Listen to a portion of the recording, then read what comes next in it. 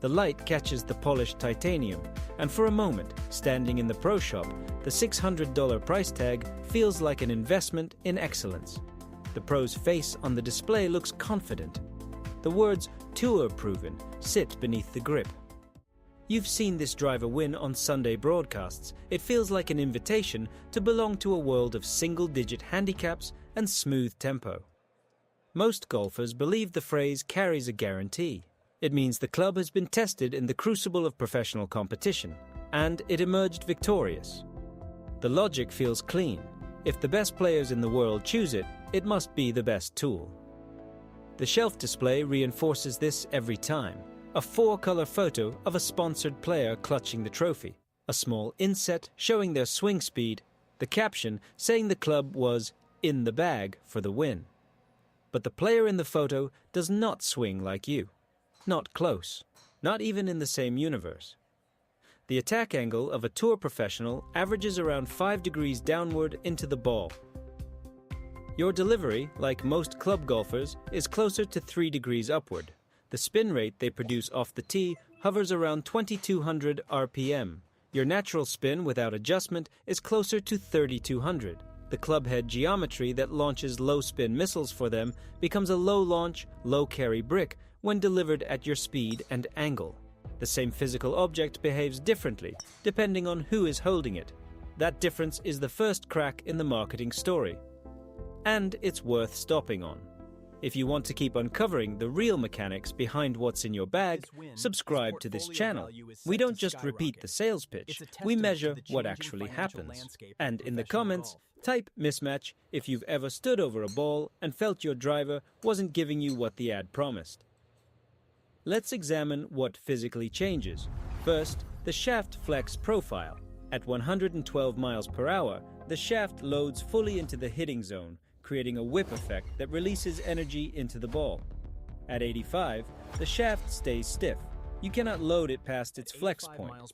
The energy never transfers.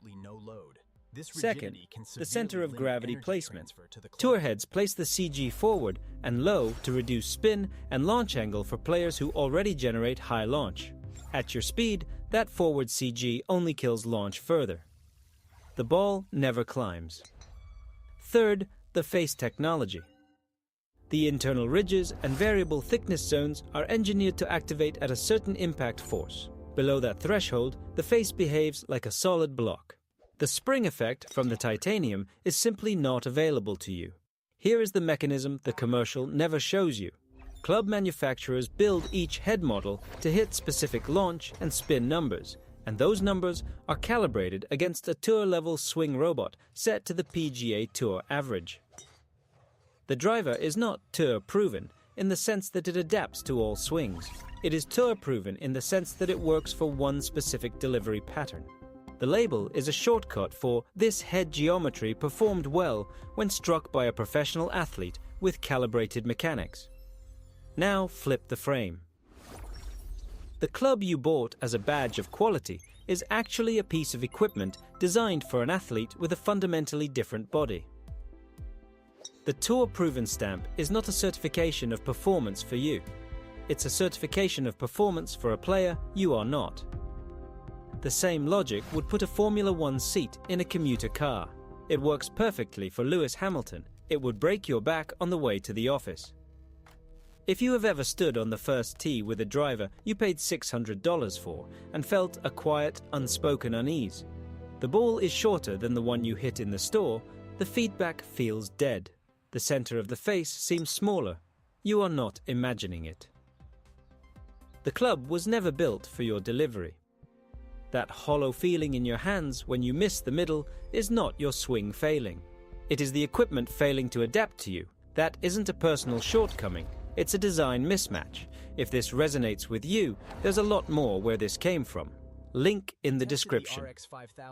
Subscribe so you don't miss the next time we pull back the curtain on what the industry doesn't want you to know.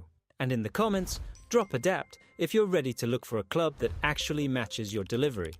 This is where the industry builds its margin. The sales floor is designed to create a mismatch between promise and reality. You test a driver on a launch monitor set to a generic setting, swinging freely in air-conditioned comfort. The shaft in the demo club is often the stock option, which is usually softer and lighter than the retail shaft. You hit 12 shots, 3 of them feel great, and you buy based on those 3.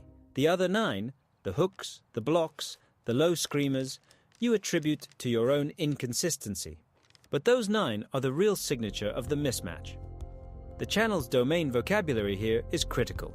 When I say fitting, I mean a session where a professional measures your swing delivery, speed, angle, spin, path, face angle, and selects a head and shaft combination to match.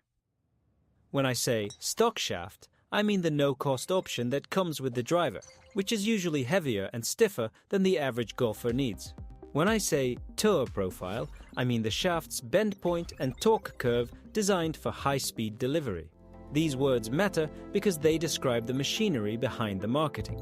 Now, here is the truth that ties all of this together. The same manufacturer that stamps Tour Proven on the club also sells the same head in a version with a different loft, face angle, and center of gravity. They call it the draw bias model or the forgiveness version. It retails for the same price. It is the same head, cast from the same mold, but with internal weight shifted to help golfers at your speed launch the ball higher with less spin. The Tour Proven version and the Forgiveness version come out of the same factory. The difference is which demographic the marketing team decided to serve. That single fact should change how you read every sticker on the rack. Subscribe now so you can spot these tricks before your next purchase. The channel is building a library of these dissections, and you'll want to see what we expose next. And in the comments, tell us, have you ever bought a club because of the Tour Proven label? Type yes or no. We want to see how many of us have been in that room. So, the question you have to ask yourself is simple. Did you buy the driver that fits your swing, or did you buy the driver that flatters your identity? The Tour Proven stamp appeals to a golfer who wants to see themselves as an elite player. It is a mirror for aspiration, not a tool for performance. When you bought that driver, you were buying the feeling of standing on the 18th green with a trophy. The club itself might be working against you the whole time. Here is the cold data. The National Golf Foundation tracks fitting adoption. In 2023, only 29% of golfers had ever completed a full bag fitting. The remaining 71% buy off the rack, driven by brand labels, pro endorsements, and tour-proven claims. Those 71% spend an average of $160 more per driver than they would with a fitting. That is not a choice.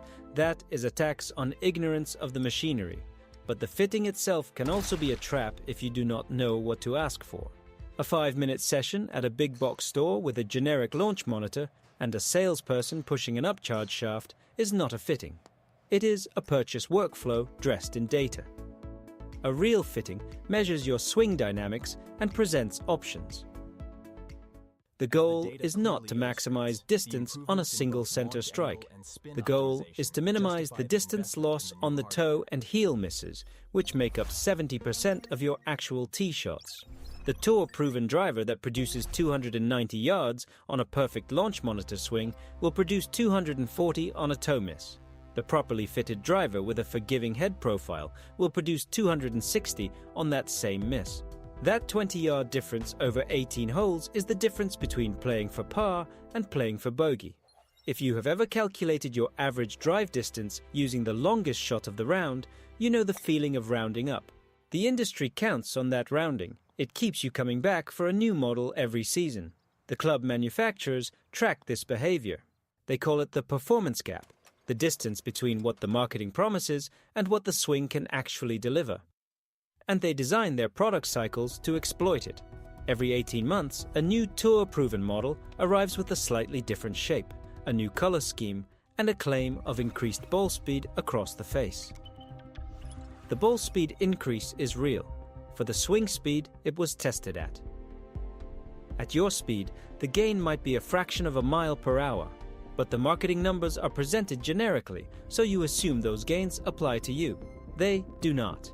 The real cost is not just the $600 you spent, it is the silent erosion of trust in your own equipment. When your driver does not perform as advertised, you do not blame the club. You blame your swing, you buy a lesson, you buy a training aid, you buy a different shaft. You keep spending because the manufacturer told you the club was capable, and if it is not working, the problem must be you. That is the deepest cut of the Tour proven system. It shifts the failure from a mismatch to a personal deficiency. Here is the release from the trap. The next time you stand in that pro shop, you can ask a single question that breaks the entire marketing apparatus.